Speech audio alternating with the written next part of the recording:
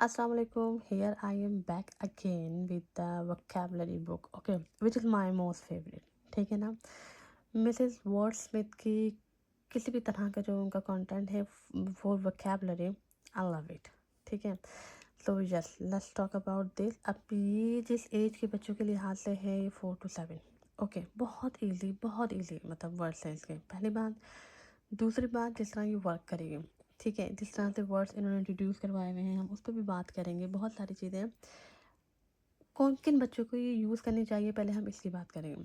देखें, अब अगर आपके बच्चों का रीडिंग का इतना ज़्यादा एक्सप्लोजर नहीं है, उन्होंने बहुत ज़्यादा बुक्स नहीं रीड करें, या वो उनकी वोकेबलरी कमज़ोर है और इतना टाइम नहीं है कि भाई वो पूरी पूरी बुक्स पढ़ें, तो yes, we can use it, but reading is too good. आप लोग को पहले रीडिंग की तरफ जाना चाहिए. लेकिन हाँ, अगर समहाउ अब बहुत लेट हो रहा है, आप लोग को लग रहा है आप लोगों ने वोकेबलरी पर ही वर्क करना है, तो you guys can get this one, and this is amazing.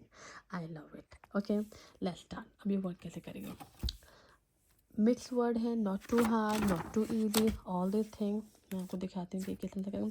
अच्छा, फॉर दिस मैं इसको किस तरह यूज़ कर रही थी कि हमने इसको एज अ कैलेंडर के तौर पर यूज़ कर रहे होते हैं, कैलेंडर फॉर्म, और हम पर डे पर वर्ड कर रहे होते हैं, और हम भी बड़े एक्साइटेड होते हैं कि कल हमारा कौन सा वर्ड होगा.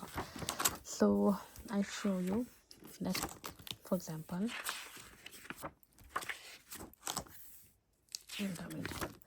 मैं आपको दिखाती हूँ थोड़ा सा. जिस तरह अब हम बात करेंगे, हमारा आज का वर्ड है प्रोवोक. ठीक है.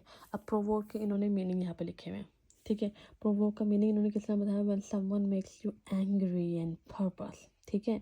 अच्छा, उसको लेके इन्होंने पूरी मतलब एक तरह से अगर आप लोग देखें तो एक सीन क्रिएट किया हुआ होगा, बता रहे होंगे ऐसा हुआ और तुम लोग को ऐसा क्या करना चाहिए कि हाँ भाई इन रिटर्न.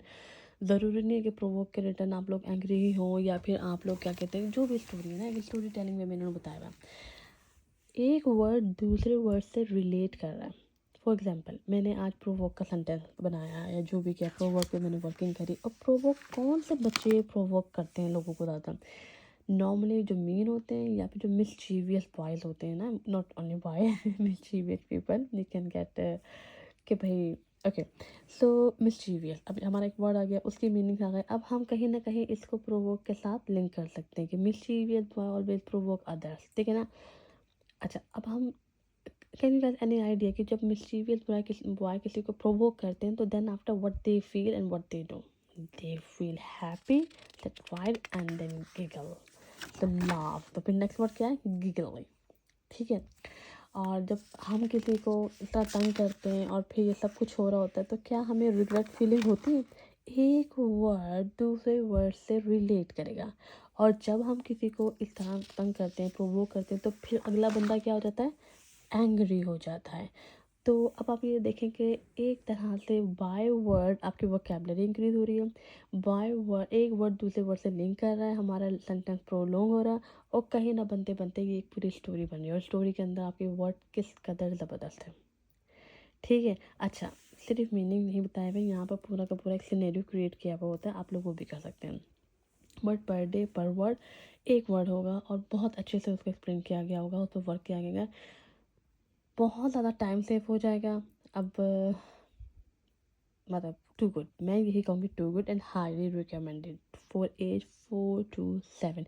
यस. अच्छा, अब आप लोग ये नहीं कह सकते कि हमारे बच्चे का इतना रीडिंग एक्सप्लोजर नहीं है, उसे इतनी ज़्यादा रीडिंग नहीं करी, उसके लिए मुश्किल हो. नहीं, देखिए, एज इसमें जो लिखी हुई ना 4 to 7, वो बेस्ट है, एग्जैक्ट है. ठीक है. वर्ड जिस तरह के चूज़ करे हुए ईजी भी हैं, थोड़े बहुत एक दो होंगे ऐसे, लेकिन बहुत ईजी हैं, बहुत अच्छे हैं, बहुत अकॉर्डिंग टू एज है.